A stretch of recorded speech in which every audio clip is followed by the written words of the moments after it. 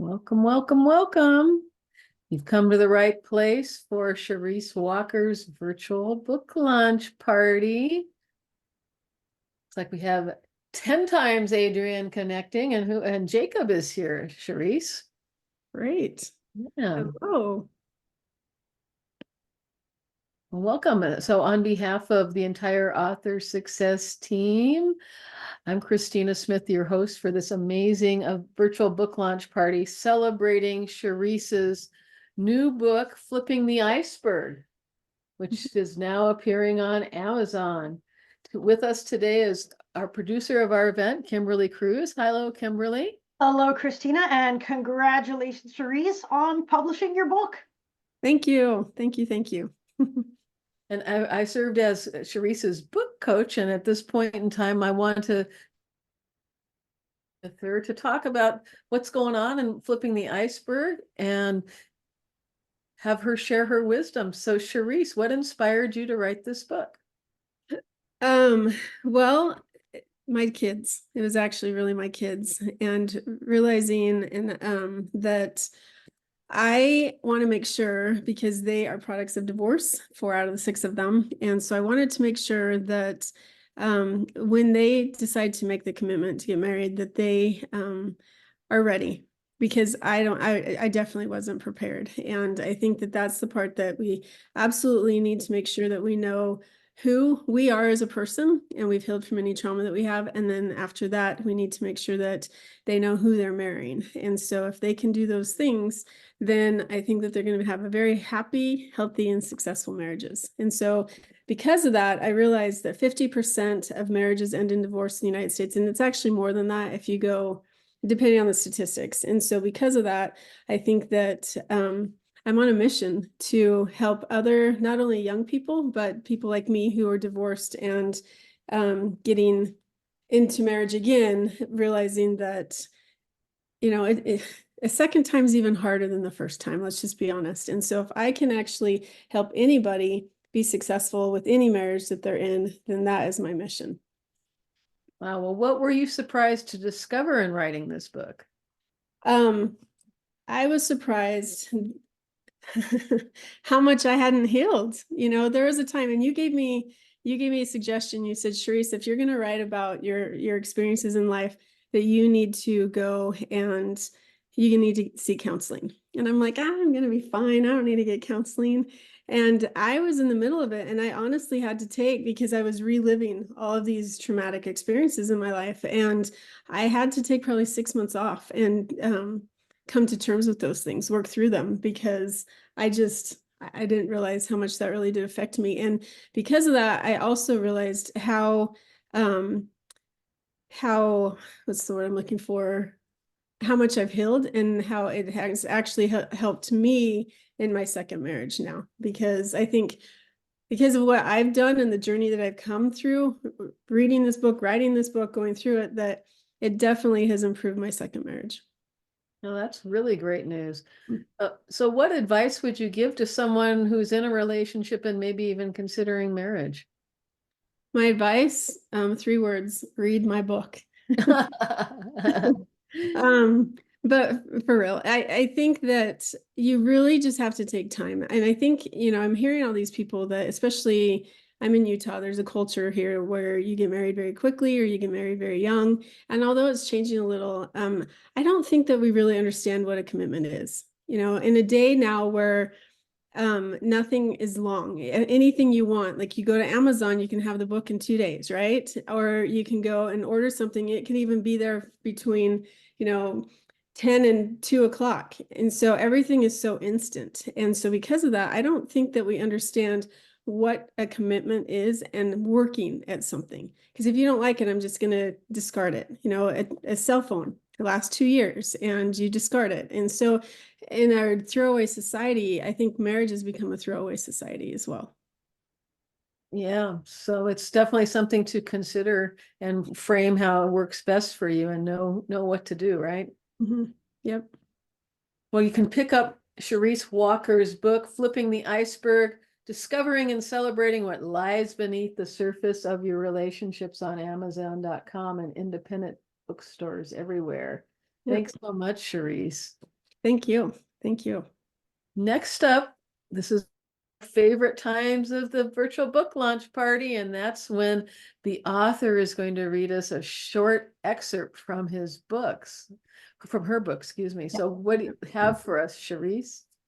So this was tough because I really, there's so many things that I want to say to people, and there's so many things that I want to people to take away from it. But there's one that I really thought the whole book is about. And so it's actually in chapter 9. So to explain this book, there's 2 parts to the book. So the first part, and it really could have been 2 different books. And I think Christina, we talked, like my original manuscript was 75,000 words.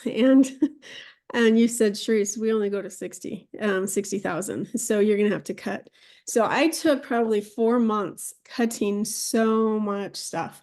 And what I realized is this book, I was putting in all the stuff that had nothing to do with the kind of the focus of this book, which was if you're getting into a relationship or if you're planning on getting married. And so I realized the second book, now there's 2 books that I'm going to be writing, because that was once, you know, after the I do, once you're married, and trying to save that. And so I cut 15,000 words out of it.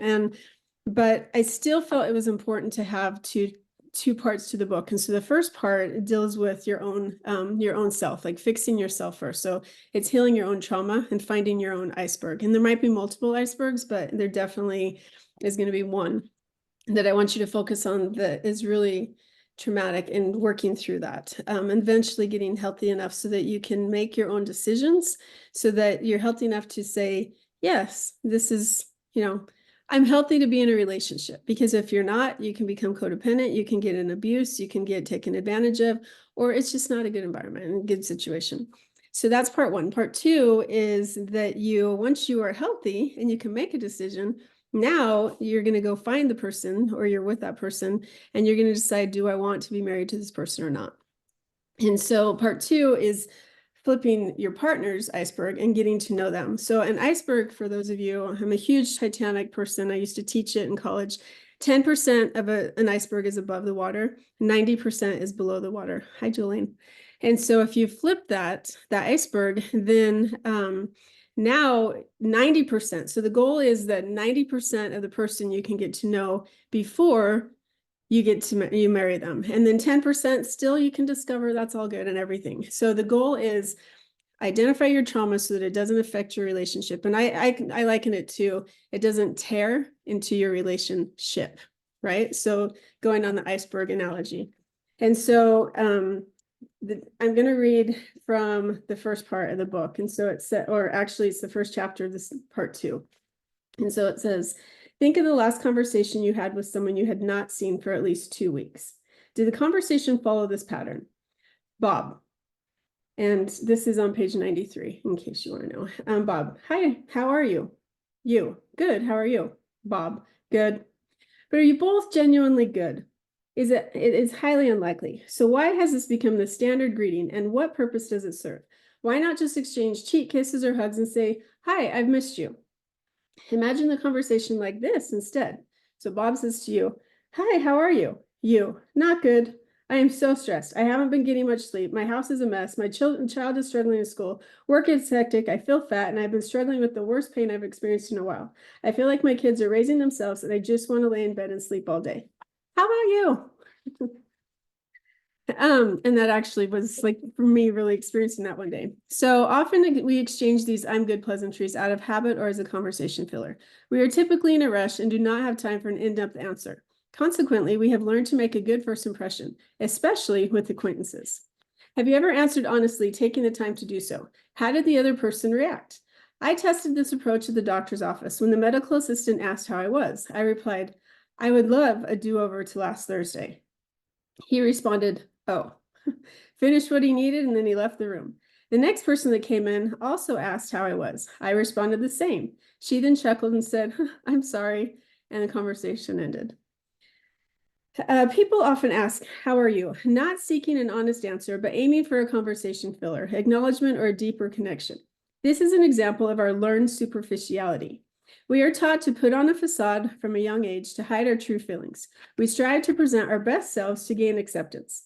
Interestingly, we often prioritize the opinions of strangers over loved ones when it comes to emotional outbursts. This behavior is akin to showing only the tip of the iceberg. Like a king, we maintain a polite, cordial, and politically correct demeanor in public, symbolized by the crown atop his head. It is the persona we want to project, the visible part above the waterline, concealing the real person both above and below the water's surface.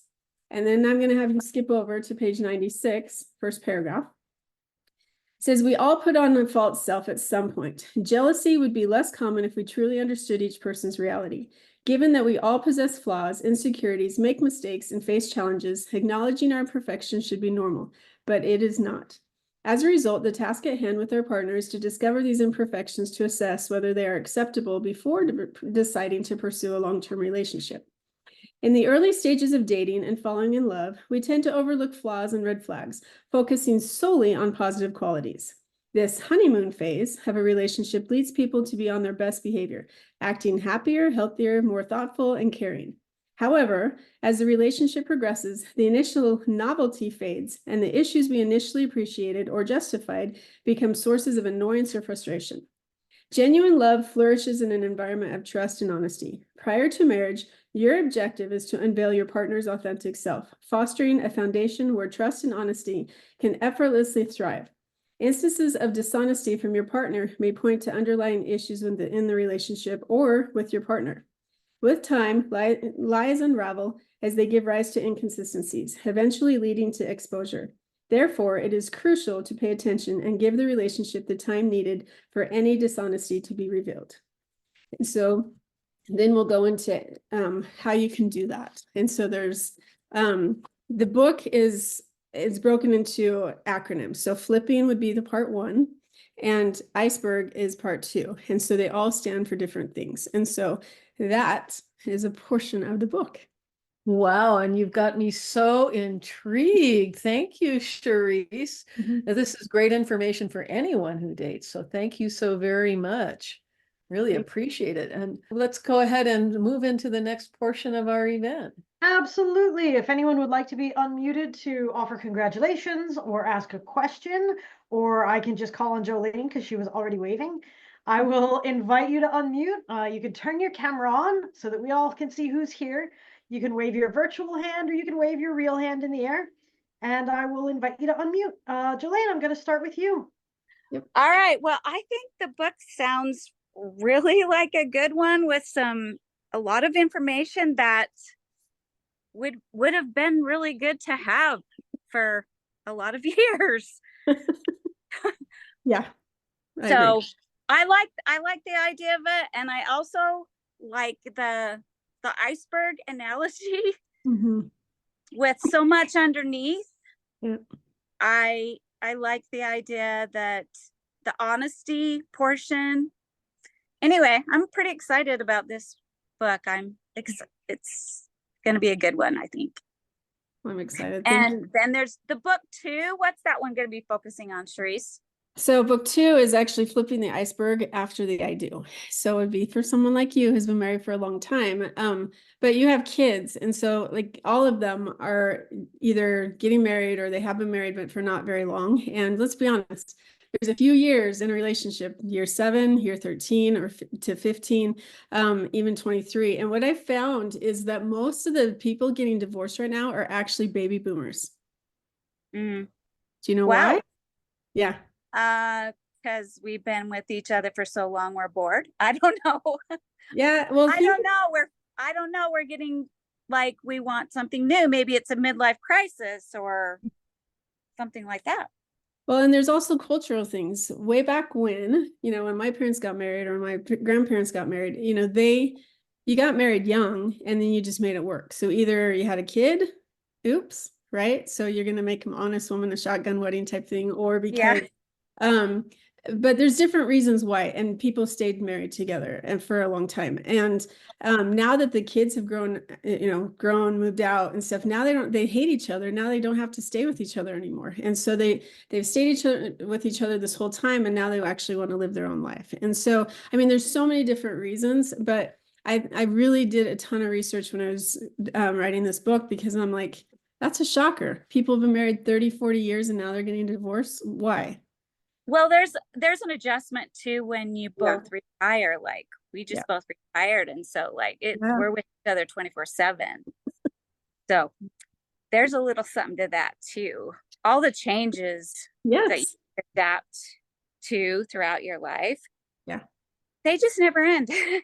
No, it's very true. And I think that that's the part, so that after the I do is teaching and talking to people. And this one's going to be a lot more kind of like Chicken Soup for the Soul, you know, with Jack Canfield, who is huge proponent of Steve Harrison, who's also part of the coaching program that I've part of Christina, and Get Published Now is what it is. And I really feel like there's so much advice out there, but learning, and you talked about the transitions and growing apart. And I'm a firm believer, like my ex-in-laws are a perfect example of this. They hated each other. And now they're the cutest people to watch. Like they've learned how to love each other again. And that to me is a testament to commitment and being willing to work at something. And honestly, nobody wants to be around an old couple that don't like each other and are always fighting. Yep. It's true. So anyway, all right. Thank you, Charisse. Yeah, thanks for being on. And would anyone else like to be unmuted to ask a question or make a comment? Adrian, I'm inviting you to unmute.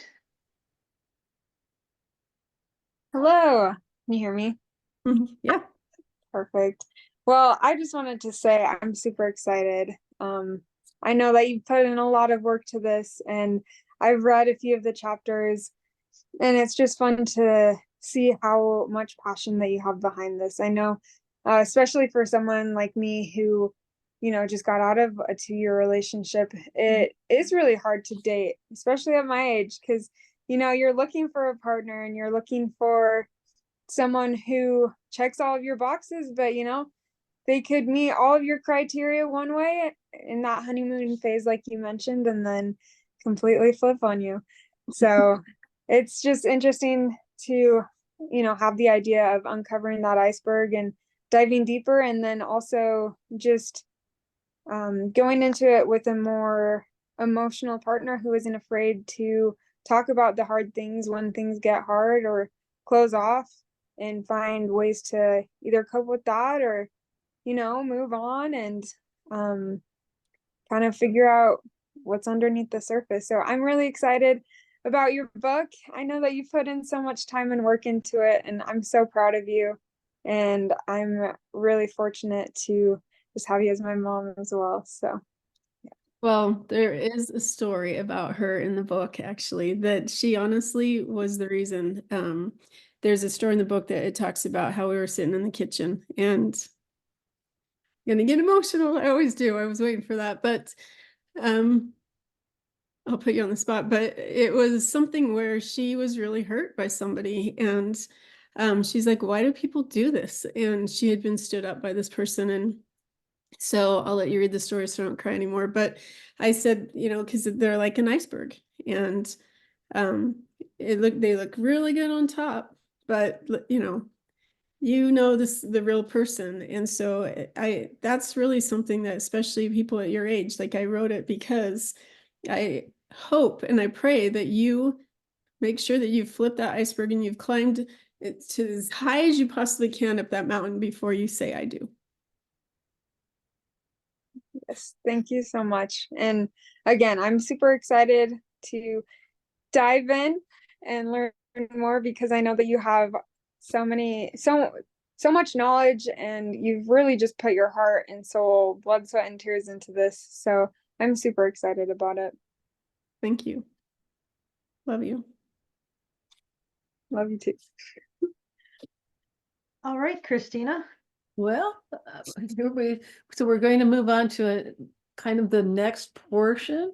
And so if you don't already have a glass with some beverage in it, go ahead and get one, because we're going to offer a toast in a minute or two. But in the meantime, if you do have a glass, you can write some words of congratulations into chat for Charisse. And we have a little brief presentation while you type, Congratulations, Cerise, on successfully completing and launching your book, Flipping the Iceberg, Discovering and Celebrating What Lies Beneath the Surface, and your congratulations. And that's from myself and Steve Harrison and everyone on our Get Published Now team. We are very, very, very proud of you. So well done. Thank you. Thank you. Thank you. Definitely been a passion project. Yeah, I mean, how long have you been working on it now? For several years, right? Because we think we first met 2 or 3 years ago. Yeah, it's been 2 years, I think, this month. So yeah, it's been a lot of rewrites. I don't even know how many versions I have anymore. It's been a lot. So Well, I'm going to lift a toast to say my Sprite. many versions, many icebergs. You know, flipping an iceberg is not an easy task. And all the rewrites and all the effort to serve so many people and make the world a better place and showing them how to flip the iceberg. I salute you, Cherise. Congratulations. Thank you. Thank you.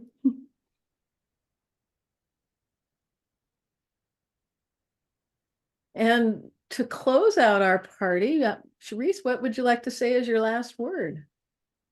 Because I'm emotional because I can't believe that it's